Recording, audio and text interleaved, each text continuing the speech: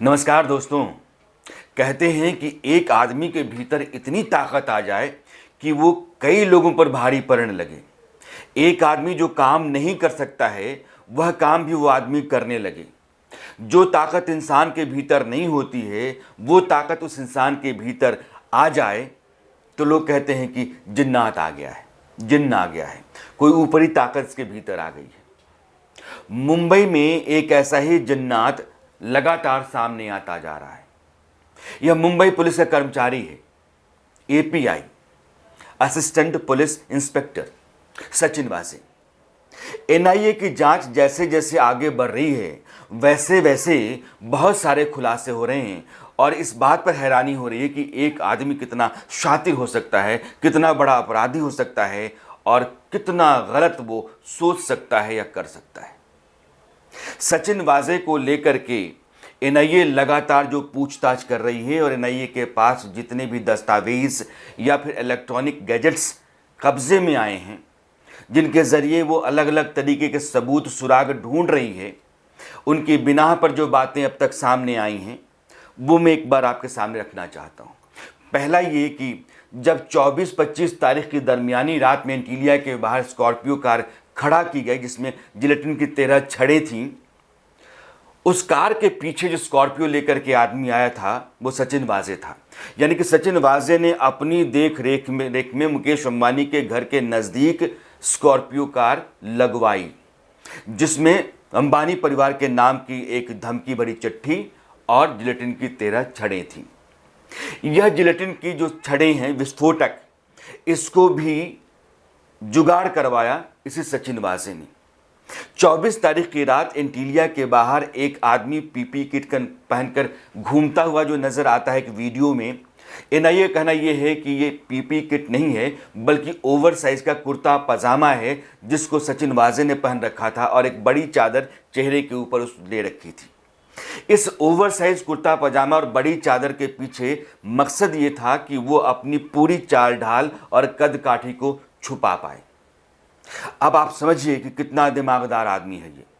जो आदमी कानून की हिफाजत करने और अपराध को रोकने के लिए लगाया गया है या उस तरह का फर्ज उठाए हुए है, वो आदमी अपराध कर रहा है और वो आदमी कानून की धज्जियां उड़ा रहा है। इसके अलावा एक मर्सिडीज कार सीएसटी से बरामद हुई। ये ब्लैक कलर की मर्सिडीज कार है। काले रंग की इस मर्सिडीज कार में 5 लाख रुपए नकद, नोट गिनने की मशीन, 2 नंबर प्लेट्स और 1 नंबर प्लेट जो स्कॉर्पियो कार 24-25 तारीख की रात में मुकेश अंबानी के घर के बाहर लगाई गई थी उसकी ओरिजिनल नंबर प्लेट, यानी मनसुख हिरेन की कार की ओरिजिनल नंबर प्लेट उस मर्सिडीज कार में है। इसके अलावा एक कमीज जो सचिन वाजे पहनता था, उसकी पुरानी कमीज, यानी कि एक मर्सिडीज कार ये जो है वो सचिन वाजे की कार है। अब इस आदमी के रहने का और उसकी हैसियत का अंदाज़ा लगाइए। थोड़ी देर के लिए बस उसकी हैसियत में घुसते हैं फिर उसके अपराध की तरफ बढ़ेंगे। कई बंगले इसके नाम के हैं, मर्सिडीज कार और एक लैंड क्रूज़र, ये 2 बरामद हुई हैं और एक ब्लू रंग की मर्सिडीज कार और स्कोडा, इसकी तलाश एनआईए कर रहा है जो इसी आदमी की है। ये जो महंगी महंगी कीमती आलिशान कारें हैं जो बड़े उद्योगपतियों या मालदार लोगों के पास आप देखते हैं, वो मुंबई पुलिस का एक एपीआई अपने पास रखता है। एक नहीं बल्कि कई मकान। मुंबई में एक छोटे से अदने 1 कमरे के मकान के लिए इंसान अपनी पूरी जिंदगी खपा देता है। इस आदमी के पास बंगले, फ्लैट और कई आलिशान जगहें हैं, एपीआई है। अब ये कैसे उसने बनाया होगा?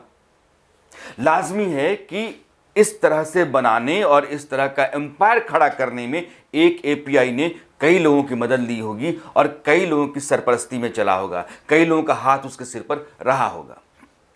उधर भी आएंगे।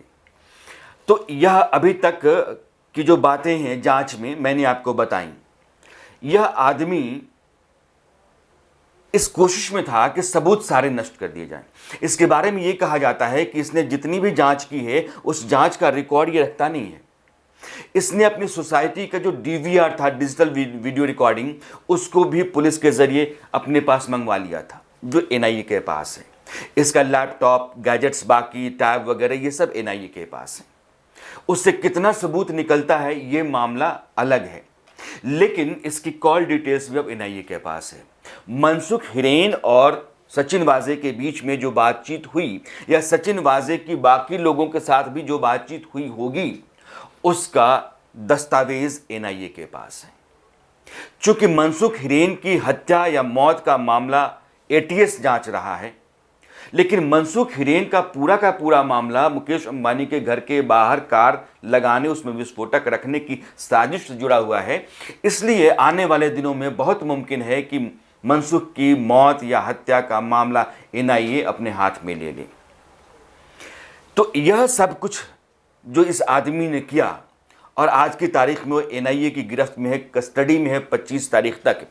उससे पहले एनआईए ये मान रहा है कि यह सिर्फ अकेले नहीं किया होगा। वो जिन्न और जिन्नात जो मुंबई पुलिस के दिख रहा है, इसने कई और लोगों को भी अपने साथ जोड़ा होगा। जिन्न और जिन्नात के बारे में कहते हैं कि कुछ तांत्रिक होते हैं जो उसको बांध लेते हैं मंत्र से, उसके बाद मन माफिक काम उस जिन्न से करवाते हैं। जो इंसान नहीं कर सकता है वो जिन्न करता रहता है। अब सवाल यह है कि वो तांत्रिक कौन है जिसने अपने मंत्र से अपनी जिन्नात को बांध रखा है और मन माफिक काम कराता है? क्या वो परमवीर सिंह हैं, मुंबई के पुलिस कमिश्नर, जिनकी नाक के नीचे इतना सब कुछ होता रहा, जिनका भी तबादला कर दिया गया? शिवसेना के नेता और सांसद संजय राउत, जो आज की तारीख में सचिन वाजे के वकील के तौर पर ज़्यादा नजर आते हैं, उनका कहना यह कि ऐसा नहीं है। अगर कोई ये कहता है कि दबाव में या डर से मुंबई के पुलिस कमिश्नर का तबादला कर दिया गया, तो यह बिल्कुल गलत है। बल्कि इसलिए हुआ क्योंकि यह उन्हीं के महकमे के भीतर हो रहा था। यह पूरी की पूरी जांच जो है वो पुलिस कमिश्नर के तहत थी। तो एक आदमी जिसके खिलाफ जांच हो सकती है या जिसके दौरान यह सब कुछ होता रहा, जांच के काम में उसका शामिल होना या किसी भी ऐसे ओहदे पर होना जहां से वो जांच को प्रभावित कर सकता है, ठीक नहीं है। इसलिए उनका तबादला किया गया। यानी कि नैतिकता का हवाला दे रहे हैं संजय राउत। सच क्या हो सकता है? एक एपीआई अगर इतना बड़ा कांड कर रहा है, इतने बड़े अपराध को या वारदात को अंजाम दे रहा है, उसके साथ बहुत सारे लोग मिले हुए हैं उसी महकमे के। आप यूं समझ लीजिए कि एक ज्वाइंट पुलिस कमिश्नर से पूछताछ हो रही है, एक डीसीपी से भी पूछताछ हो रही है, दो ड्राइवर से जो पुलिस महकमे के हैं पूछताछ हो गई, एक एपीआई जो सचिन वाजे के साथ काम कर रहा है उससे पूछताछ हो रही है। महकमे के इतने लोग शामिल हैं और पुलिस कमिश्नर को पता नहीं चले। क्या ऐसा हो सकता है? संजय राउत की बात को हम दरकिनार करते हैं, क्योंकि आज की तारीख में संजय राउत शिवसेना के नेता हैं, उनकी सरकार वहां चल रही है। अपने ऊपर जो भी दाग है या फिर इस जांच की जो आंच पहुंच रही है उसको रोकने का काम उनका है। वो अपना काम कर रहे हैं, लेकिन गलत तरीके से वो यह काम कर रहे हैं। यहां तर्क उनका कमजोर है, बेबुनियाद है, लिजा है।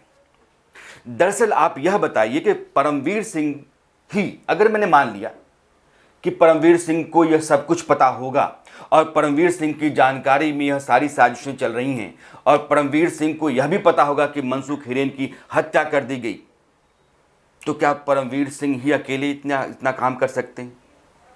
अगर परमवीर सिंह ही इतना काम कर सकते हैं तो क्या परमवीर सिंह ही वो आदमी है जिन्होंने पुलिस महकमे में 16 साल बाद सचिन वाजे को बुलाया, इस आदमी को नौकरी दिलवाई? क्या परमवीर सिंह ने ही जितने भी बड़े मामले थे जांच के, चाहे वो टीआरपी स्कैम हो या फिर सुशांत सिंह राजपूत का मामला हो या फिर कंगना रनौत और ऋतिक रोशन का मामला हो, ये जो तमाम बड़े मामले हैं जिनसे शिवसेना और उद्धव सरकार का सीधा सीधा नाता रिश्ता बनता रहा है, उन मामलों की जांच इस आदमी को मिली, क्या यह सब परमवीर सिंह के चलते हुआ होगा? मामला यह है कि एक एपीआई डीसीपी रैंक के अधिकारी या बड़े बड़े अधिकारियों को धकिया देता है, डरा देता है, डांट देता है, उसकी इतनी हैसियत क्या पुलिस कमिश्नर की ताकत से हो जाएगी? उसका दफ्तर, मुंबई पुलिस कमिश्नर का दफ्तर जिस बिल्डिंग में है उस बिल्डिंग में है। यह जो रुतबा है, यह जो रुआब है, यह जो हैसियत है, यह ताकत है, किसने दी सचिन वाजे को? यह जितना कुछ है इसमें कहीं ना कहीं सुई उस सरकार की तरफ जाती है जो सरकार महाराष्ट्र में है, और सरकार को चलाने वाले जो उद्धव ठाकरे हैं वो चाहें या ना चाहें उंगली उनकी तरफ उठी जा रही है। क्योंकि तमाम जो मामले हैं, एक आदमी जिसकी कार चोरी होती है, कार चोरी नहीं होती है, कार लगवाई जाती है, उस आदमी को साउथ मुंबई बुलवाया जाता है, वो चाबी देता है सचिन वाजे को, उसके बाद वो कार, स्कॉर्पियो कार सचिन वाजे के कब्जे में रहती है। 24-25 तारीख की रात में सचिन वाजे अपनी देख रेख में उस जाकर के उस कार को लगाता है या लगवाता है। जो जिलेटिन की छड़ें हैं वो कहीं न कहीं से लाता है वो। यानी कि एक पुलिस वाले को ये पता है कि विस्फोटक का सामान कहाँ मिलेगा, कैसे मिलेगा, किस तरीके से मिलेगा और कैसे लाया जाएगा, पता होना चाहिए, लेकिन ये काम कर रहा है वो। उसके बाद उसने मनसुख हिरेन की हत्या करवाई होगी, इस बात से आप इनकार नहीं कर सकते। क्योंकि जब मामला खुल गया और 24-25 तारीख को जब पूरे देश में हड़कंप मच गया कि भैया मुकेश अंबानी के घर के बाहर यह कार कहां से आ गई, और ये कौन जैश-उल-हिंद है, आतंकवादी संगठन। बाद में पता चलता है कि जैश-उल-हिंद तो आतंकवादी संगठन है ही नहीं, जैश-उल-हिंद नाम दे करके आतंकवादी संगठन के जरिए किया गया होगा यह काम, इस तरफ भटकाने का प्रयास किया गया। यानी जैश-उल-हिंद जो है वो पूरे मामले को भटकाने का एक रास्ता तैयार किया गया, लेकिन जैश-उल-हिंद के नाम ने ही मुसीबत खड़ा कर दी, क्योंकि यह आतंकवाद से जुड़ा हुआ मामला हो गया, आतंकवादी संगठन का नाम आ गया और एनआईए घुस गया। ये जो नेशनल इन्वेस्टिगेशन एजेंसी है, इसका काम ही है आतंकवाद विरोधी काम। यानी कि देश के भीतर जो बड़े मामले होते हैं, अपराध के बड़े मामले होते हैं, उसमें आतंकवाद भी है। अगर ऐसा होता है तो एनआईए घुस जाता है, और मुंबई में एनआईए घुस गया। इसके बाद सरकार को, पुलिस को, या जितने भी लोग हैं जिनको शायद ये पता होगा कि सब कुछ क्या हो रहा है, यह पूरी जो सड़ांध है, यह जो कीचड़ है, यह जो लिजलापन है, यह जो अपराध है, यह जो काली दुनिया है, पुलिस के भीतर खाकी वर्दी पहने हुए लोगों के जरिए किया जाने वाला यह काला काम, उस महकमे में, उस टोली में, उस गिरोह में अचानक खलबली पैदा हो गई, क्योंकि एनआईए आ गया। आपको याद होगा कि उस रात को डीसीपी ने प्रेस कॉन्फ्रेंस की थी और कहा था कि नहीं नहीं, कोई जैश-उल संगठन नहीं है, कोई आतंकवादी संगठन नहीं है, इसमें आतंकवाद का कोई लेना देना नहीं है, इसलिए कि एनआईए इस मामले से अपने पैर पीछे खींच ले। आप यह मान सकते हैं। लेकिन एनआईए घुसने के बाद लगा कि नहीं, बहुत सारे ऐसे मामले हैं जिनको तो दबाया जा रहा है, छिपाया जा रहा है, दफनाया जा रहा है। मसलन इनोवा कार, जो कार सचिन वाजे के पास है, कब्जे में है, उस कार को ढूंढा जा रहा है, मुंबई पुलिस ढूंढ रही है। एनआईए पहुंचते ही उसने इनोवा कार को बरामद कर लिया। जो डीवीआर है, सचिन वाजे ने अपनी सोसाइटी के डीवीआर को अपने कब्जे में पुलिस के जरिए एप्लीकेशन लिखवा करके ले लिया था, वो डीवीआर एनआईए ने ले लिया। ये जितने भी लोग इस विभाग के हैं, ये तब तक नहीं पूछे जाते या जांच के दायरे में नहीं आते अगर एनआईए नहीं होता तो।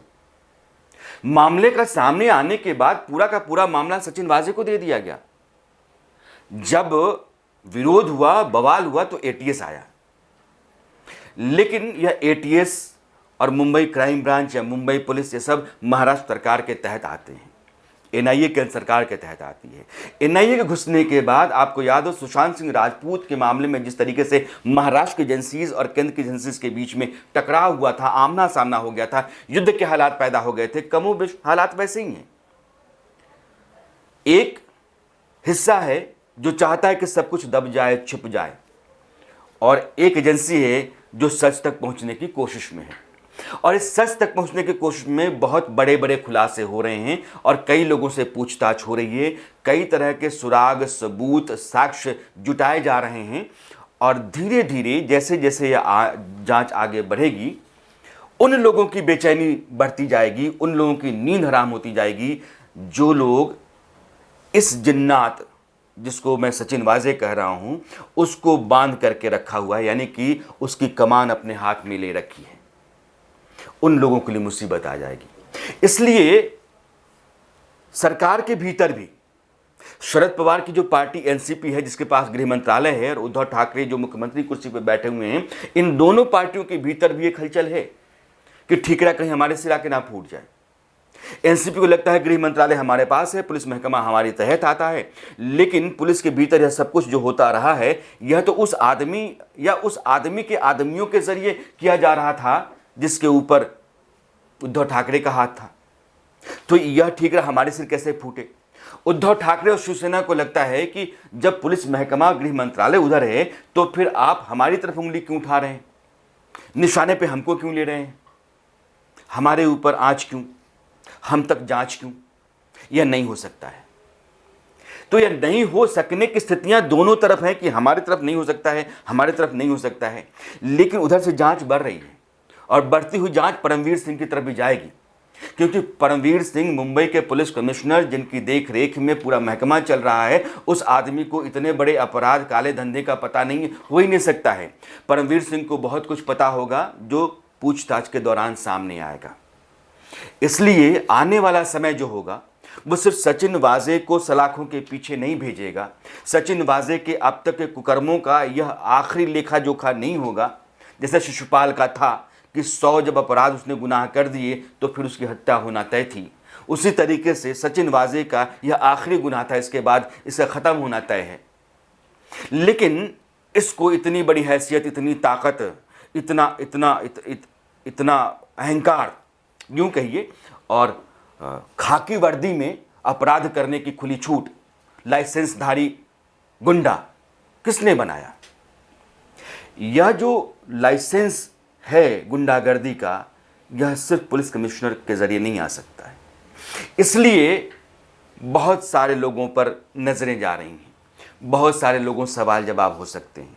महाराष्ट्र की राजनीति में और महाराष्ट्र के भीतर यह जो भूचाल जलजला है, यह बहुत बड़ी बड़ी इमारतें गिराएगा। यह कई किले, कई दुर्ग ढहाएगा और कई बड़े कद्दावर लोगों को जमींदोज कर देगा। इंतज़ार करते रहिए। आज के लिए इतना ही। नमस्कार।